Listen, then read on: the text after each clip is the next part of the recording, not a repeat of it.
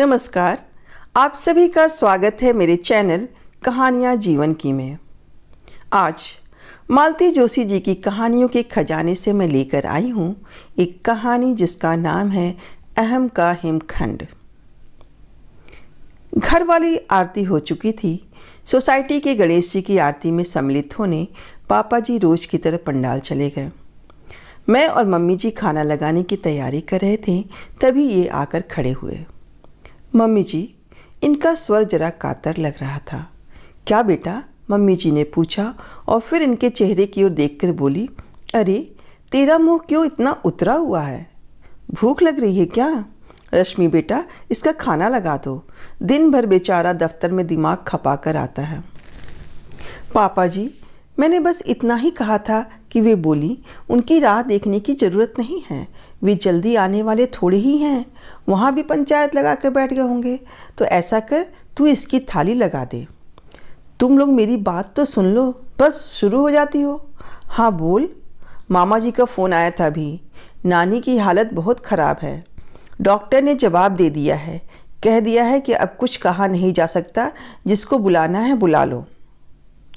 इनकी बातें पूरी भी नहीं हो पाई थी कि मम्मी जी धम से डाइनिंग टेबल की कुर्सी पर बैठ गई और रोने लगी। मैं उनकी पीठ सहलाते हुए सांत्वना देने लगी। शांत हो जाइए मम्मी जी, सब कुछ ठीक हो जाएगा। पर मैं भी जानती थी और मम्मी जी भी कि कुछ भी अब ठीक होने वाला नहीं है। नानी माँ पिछले 2 साल से फेफड़ों के कैंसर से जूझ रही हैं। इस उम्र में जितना इलाज संभव था किया जा रहा था, पर वह बहुत कारगर नहीं है, यह सभी जानते थे। जब संभव होता मम्मी जी जाकर मिलाती थीं, पर मेरी नौकरी और नन्हे किंसुक के कारण ज़्यादा दिन नहीं रह पाती थीं। पापा जी जरा भी असुविधा सहन नहीं कर पाते हैं, इसलिए मम्मी जी का घर से निकलना कठिन होता था। पर इस समय पापा जी की असुविधा से ज़्यादा महत्वपूर्ण थी नानी जी। इसलिए मैंने इनसे कहा, सुनिए, इस समय 8 बज रहे हैं। अगर आधे घंटे में भी आप लोग निकल गए तो 12 बजे से पहले पहुंच ही जाएंगे। पापा जी को आ जाने दो, उनकी अनुमति बिना थोड़ी ही जाएंगे। पर तब तक तैयारी तो कर ले। मैं मम्मी जी का बैग भरती हूँ, तब तक आप पेट्रोल भरवा लाओ, उतना ही समय बच जाएगा। रहने दो बेटा, वे जाने नहीं देंगे, मुझे मालूम है। मम्मी जी ने कहा, पेट्रोल तो भरवा लाता हूँ, बाद में जैसा तय होगा देख लेंगे। इनके जाने के बाद मैं मम्मी जी को कमरे में ले गई। हम लोग अपने काम में इतने डूब गए थे कि दरवाज़ा खुलने की आवाज़ ही नहीं आई। वो तो किंशुक ने पुकारा, तब हमारा ध्यान गया। उसे गोद से उतारकर पापा जी ध्यान से हम दोनों को देख रहे थे। कहाँ की तैयारी हो रही है? उनका स्वर कठोर था। मैंने हिम्मत बटोर कर कहा, मामा जी का फ़ोन आया था, नानी माँ सीरियस हैं। तो डॉक्टर ने जवाब दे दिया है। वो तो बहुत पहले दे दिया था। मतलब अब एकदम चला चली की बेला है, वो मम्मी जी का जाना ज़रूरी है। ये कौन तय करेगा? तय तो आप ही करेंगे। मैंने सोचा तब तक उनकी तैयारी कर दूं। कोई शादी ब्याह में जाना है जो तैयारी करनी होगी? मैं चुप हो गई। तब तक ये आकर खड़े हो गए। आप कहाँ से पधार रहे हैं बरखुरदार? पेट्रोल भरवाने गया था। मतलब किसी से पूछने की ज़रूरत नहीं है। आप घर पर नहीं थे तो मैंने सोचा यहाँ पंडाल तक ही तो गया था, कोई मर तो नहीं गया था। इसके बाद कमरे में सन्नाटा छा गया। केवल मम्मी जी की सिसकियाँ सुनाई देती रहीं। कुछ देर बाद पापा जी की गर्जना फिर सुनाई दी, अपने मामा से कह दो घर में गणेश जी विराजे हैं, अनंत चतुर्दशी तक इनका निकलना नहीं हो सकता। उनकी दहशत के बावजूद पता नहीं मुझ में कहाँ से हिम्मत आ गई थी। मैंने कहा, पापा जी, कायदे में तो आप दोनों को जाना चाहिए, पर कम से कम मम्मी जी को तो भेज दीजिए। यहाँ की चिंता मत कीजिए, मैं सब संभाल लूँगी, ऑफिस से छुट्टी ले लूँगी। उन्होंने आवेश में मुझे घूरा। मेरी हिम्मत जवाब दे रही थी, फिर भी मैं डटी रही। पापा जी, गणेश जी तो अगले साल भी आएंगे, हर साल आएंगे, पर नानी जी दोबारा लौटकर नहीं आएंगी। उनकी आंखों से जैसे चिंगारियाँ बरस रही थी। सुबोध, उन्होंने कड़कती आवाज़ में पुकारा। इन्होंने धीरे से मेरा हाथ पकड़ा और लगभग खींचते हुए मुझे बेडरूम में ले गए। दरवाज़ा खड़काते हुए बोले, तुम थोड़ी देर चुप नहीं रह सकती? मैंने अपने आप को बहुत अपमानित महसूस किया। कहा, हाँ, मैं चुप नहीं रह सकती। अगर मैं चुप रह गई तो कल मेरे साथ भी वही होगा जो आज मम्मी जी के साथ हो रहा है, परसों मेरी बहू के साथ। ये बहू कहाँ से आ गई? अभी बेटा ज़मीन से निकला नहीं है, कभी तो बड़ा होगा। मैंने गोद में बैठे किंसुक को दुलारते हुए कहा। सारा नाटक देखकर वह भी सहम गया था। उसे छाती से लगाते हुए मैंने कहा, जिंदगी भर आप उस व्यक्ति के ईगो को सहलाते आए हैं, पर मैं अपने बच्चे को इस मानसिकता में बड़ा नहीं होने दूंगी, उसमें आत्मविश्वास पैदा करूंगी। वे चुपचाप दरवाज़ा खोलकर बाहर निकल गए। दूसरे दिन की सुबह बहुत बोझिल थी। घर में एक अदृश्य तनाव व्याप्त था, एक बेचैनी थी। मम्मी जी की मना स्थिति का अंदाज इसी से लगाया जा सकता है कि उनका हर काम गलत हो रहा था। सुबह उनकी चाय उफन कर गैस पर गिर गई थी। पूजा घर की झाड़ू लगाते समय पता नहीं कैसे झाड़ू चौकी पर रख ली। माचिस पूजा के लोटे में जाकर गिर गई थी। वह तो घर में दूसरी माचिस थी, नहीं तो प्रलय आ जाती। फ्रिज में रखी लाल फूलों की माला बाहर निकालते समय ऐसा उलझी कि फिर किसी तरह पहनाई नहीं जा सकी। उसे बप्पा के चरणों में ही रखकर संतोष करना पड़ा। पूजा की थाली नीचे रखते हुए हाथ ऐसे कांपे कि पंचामृत की कटोरी नीचे गिर गई। संगमरमर का फर्श पंचामृत से सन गया। ध्यान कहाँ है तुम्हारा? पापा जी दहाड़े। एक काम ढंग से नहीं हो रहा है। नीचे गिरा पंचामृत साफ करके मैं पोछा लगा रही थी। पापा जी की बात सुनकर मेरे तन बदन में आग लग गई। वॉश बेसिन पर हाथ धोते हुए मैं भुनभुना रही थी, सब जानते हैं उनका ध्यान कहाँ है, पर कोई मानना नहीं चाहता। चुप हो जा मेरी माँ, इन्होंने मेरे हाथ जोड़ लिए, क्यों आफत को न्योता दे रही है। मैं चुप हो गई, पर मेरे होठ फड़फड़ा रहे थे। ये हर बात में तुम्हारी नसें क्यों फड़फड़ा उठती हैं? क्योंकि आपकी नहीं फड़फड़ाती। अरे एक बार तो माँ के पक्ष में आवाज़ उठाते। घंटी की आवाज़ शुरू हो गई थी। ये आरती के लिए आमंत्रण था। हम दोनों बेमन से ही सही जाकर खड़े हो गए। किसी तरह आरती की औपचारिकता पूरी हुई। पापा जी कपड़े बदलने अपने कमरे में चले गए। पूजा में वे रेशमी धोती पहनते हैं, फिर सोसाइटी के गणेश जी की आरती में कुर्ता पहनकर सम्मिलित होते हैं। उनका हर काम नियमबद्ध समयबद्ध होता है। आरती के बाद ये अपना लैपटॉप लेकर डाइनिंग टेबल पर जम गए थे। रविवार था, ऑफिस जाने का झंझट नहीं था। मम्मी जी वहीं हथेलियों में सिर दिए बैठी थी। वातावरण बड़ा गमगीन हो रहा था। उसे थोड़ा हल्का करने की गर्ज से मैंने कहा, मम्मी जी आप बिल्कुल चिंता न करें, सब कुछ ठीक हो जाएगा। अब क्या ठीक होगा? उन्होंने एक निश्वास के साथ कहा। मैंने भगवान जी को अल्टीमेटम दे दिया है कि अगर नानी माँ मम्मी जी से मिले बिना चली गईं तो कभी भी आपकी आरती नहीं करूँगी। वाह क्या धमकी है! भगवान जी बेचारे तो डर ही जाएंगे। इन्होंने फप्ती कसी।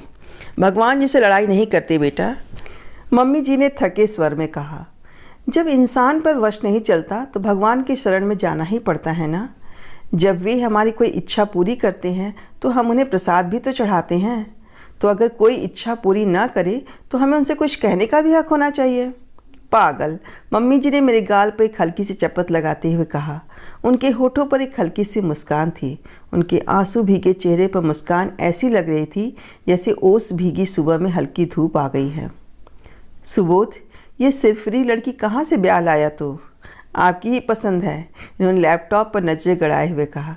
मुझे लगा ये आगे कहेंगे मेरी पसंद को तो आपने खारिज कर दिया था, अब भुगतो।